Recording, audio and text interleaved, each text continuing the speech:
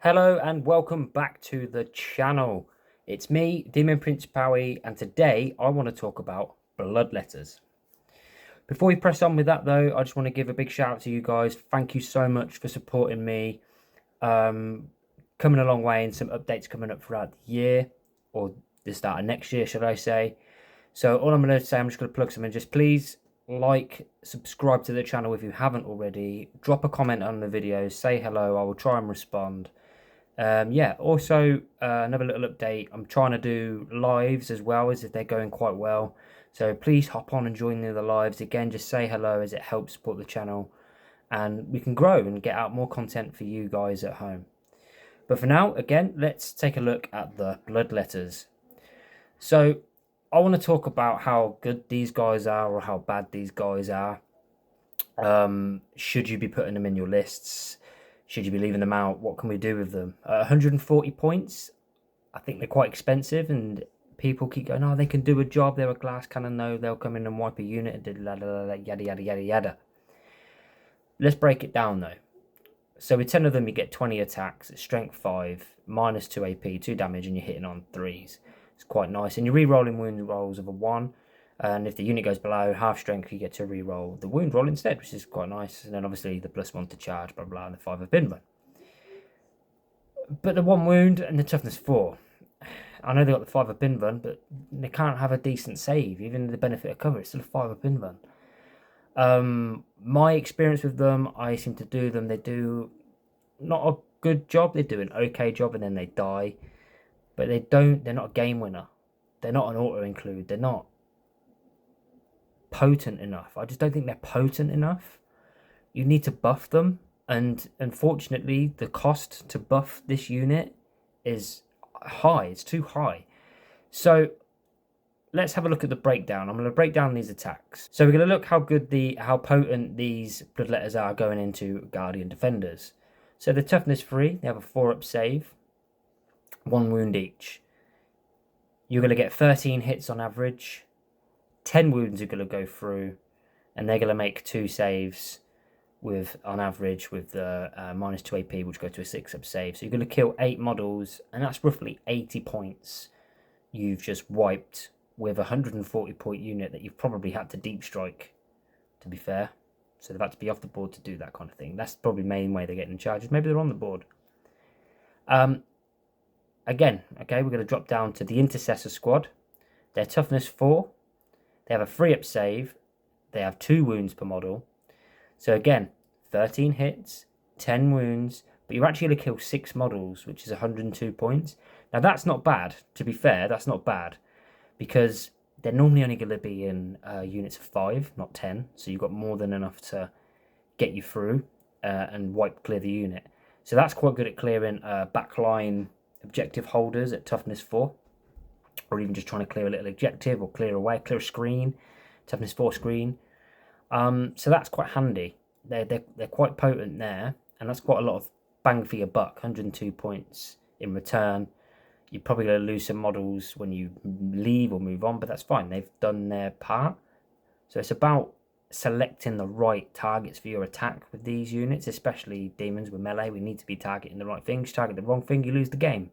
Simple. And we don't have a lot that can turn things around if you do make too many mistakes. Do you know what I mean? Third unit is Plague Marines. So they're toughness 5. They have a 3-up save. Again, 2 wounds apiece. Again, 13 hits going through. 7 wounds. 4 models are killed. And that's 64 points. That's pretty good in itself. Again, toughness 5. Getting rid of 4 models. Again, that's wiping a fair chunk of them Plague Marines away. You'll be tied up and you will get slapped back. But that's good. That's good. They're doing an okay job there.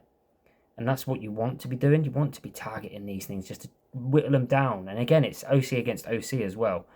So again, that could be a backline objective unit or a unit at the flank. It's not really going to be a unit coming to you in your home objective. And I would never pack Bloodletters on my home objective. That's just insane. But if you do leave your home objective, you could deep strike them within 6, charging with on a 5-up, because you'll have a +1 to charge. Bosh. They're wiping things away, and you can retain that objective, or at least contest it. 4th up, we have Scarab Occult Terminators. They're toughness 5. They have a 2-up save, but also have a 4-up in run. They're 3 wounds each. So 13 hits, 7 wounds. And then when your opponent makes all his average saves, you're only going to kill 1 model, which is 43 points. So don't be putting it into 3 wound, 4-up model, 4-up in run save models. So Terminators across the board, you can't be doing it. Sometimes you have no choice. You're forced to do things like this. But you're just going to get clapped back. It's going to be absolutely carnage for you. It's just going to be an error. You need to put a bigger boy into it. That's just the way it is. You need to put bigger things into these things. And lastly, we're going to look at Mega Knobs. So toughness 6. They have a 2-up save. They're 3 wounds each.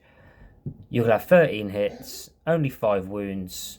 Models you're going to kill is 1, which is 30 points.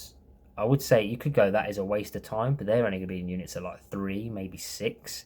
So they're 30 points each, so that's a big chunk. I don't think it does enough. The last 2 don't do enough. You need to stay well clear. Not potent enough.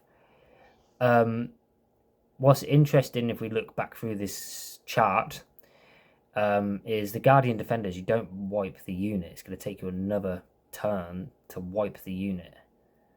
Yes, you might hold the objective, for example, but you've not cleared the unit. You need to clear the unit and move on. Get in, smash, move. That's what we need to be doing. And it's just, against toughness 3, I thought we would do more, especially against 1-wound models. Should be doing more, but it is what it is. This is taking into consideration the reroll to 1 to wound, not a half strength. This is just going in unbuffed. This is going in unbuffed, basic as they are. They do well against, obviously, toughness 4 and toughness 5, as long as they don't have an invuln. You bring an invuln into the equation, and then that changes everything. Suddenly you're not killing as many models, but it is what it is. So overall, I don't like them. I'm going to say it, I don't like them. I think they need their hand holding too much for me. Not good enough. Don't get me wrong, fun to play. You can run them in, obviously, mono corn lists, which is fun. They have the OC, so you can drop them in, blah, blah, blah. But, no, they're not going in my lists. Competitively, they're not going in my lists. They're not good enough. And for 140 points, I'll take Blood Crushers and save 20 points and use that elsewhere. Give an enhancement to a Demon Prince or a Bloodthirster. You know? They're too expensive. I think, honestly, 100 to 110 points for this unit, because they need buffing. So you're going to put a leader with it. So that'd be Skull Taker or the Bloodmaster, right? So Skull Taker's 95 points. Now all of a sudden this unit's over 200 points. You're just not doing enough with it. Dev Wounds is, it sounds amazing, but it's not. Not unless you're getting 4 rerolls to wound, which you're not. You're only rerolling 1. And the chances of getting 6s are slim. It's just not going to happen. You're going to struggle. And I'm only going on averages as well here, right? Then you can buff them with the Bloodthirster, +1 to hit. Then you can buff them with Scarbrand, give them an extra attack. So it's 30 attacks, hitting on 2s, and when you're wounding on the wound roll, you have Dev Wounds. That sounds lovely, but look at the investment you're putting into that. That's a lot of points. That's what, 320 plus 345. It's going to be over 700 points when you put Skull Taker in there. 740, I think, roughly. I might have got that maths wrong. But that's a lot of points. That's nearly half an army just to buff 1 unit of Bloodletters. Nah, not good. Obviously, you've got the Ren Master as well in there, but it's just, for me, no. 140. They're too expensive. Plague Bearers, they don't even kill anything, but they win your games. They do a lot more, just because of how resilient they are. Tactics-wise, for me, these are just to drop in a clear backline objective. That's probably about it. I don't think I've ever used them for anything else. When I have played them, I think they're just, I don't know. Maybe they need to increase the man size to 20, and you can take 20 of them for 220 points. Would you be mad at that? I don't know, because it's still going to have the same effect, only you've got more of them. So it's a big investment again. But I don't see why not. Yes, they slap quite well, but if you add 20 of them, they'll be what I would think in attacking terms, equivalent to the Nec 1 warriors. Because they're resilient. You get 20 of them, it's a block that's difficult to remove. These are a block that's easier to move, but they slap. They will slap a lot harder. Maybe it's too OP. Maybe that's why it stopped it, because of the way the game's designed now. But they don't do enough. They just don't. I mean, I can run you through some numbers as well here. I mean, the Guardian Defenders, if they charge into the... We'll do the opposite.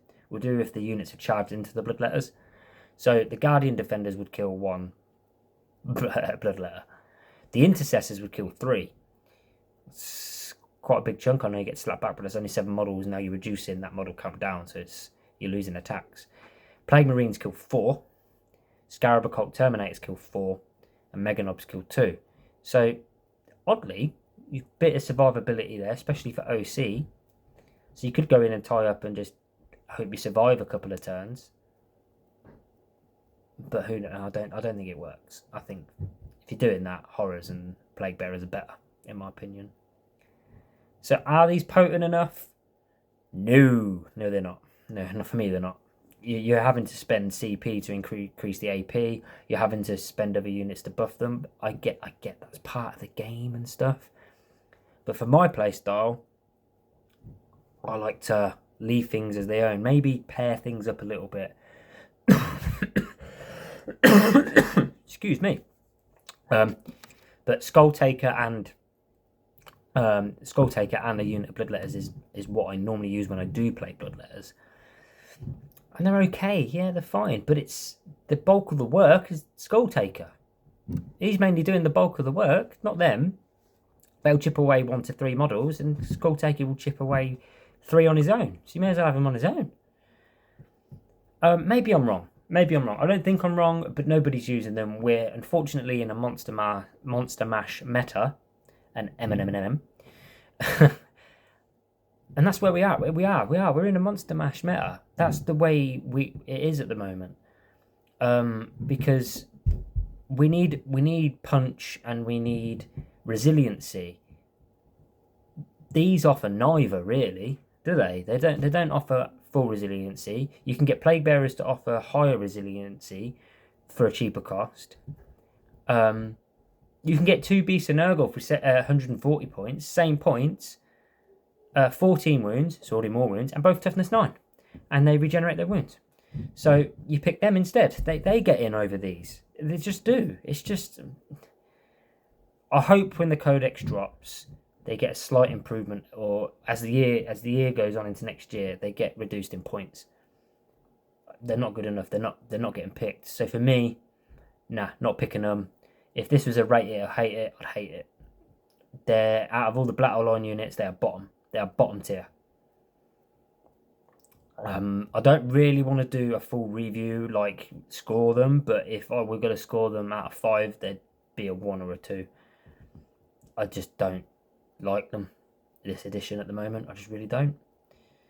Well, that's it. That was my rant. It was more of a ranting video, wasn't it? If you like this, I'm gonna try and do some more of these actual mathematical breakdowns. Now, when I have worked this out, I've just rounded up or down. If it was like 6.3, I rounded it down to 6. If it was 6.5, I'd round it up to 7, just for ease of maths. So these figures are just slightly 1 or 2 over, depending on when the maths has been done. But not enough for me. But again, I'm ranting and rambling. But if you guys like this sort of style video, I do have more in the works, but I want to see how this one does first before I don't want to waste my time. I don't know if this is something you guys actually want to see. I'm hoping so. I'm hoping you want to see the actual breakdowns of what these units can do. I've got the Plague Bearers and Demonettes, and I've just got the Horrors to work out mathematically, and I can put that out in a video for you guys. But obviously, it's if you want to see it, because if this doesn't do well, then I don't want to waste my time. I'll just move on and do an actual full tactical review, how to score points and stuff. I can do that anyway, but I just thought this would be nice to do a little breakdown for you guys. So that's it from me. Thank you very much for watching, and I'll see you in the next one. Don't forget to like and subscribe. See you later, guys.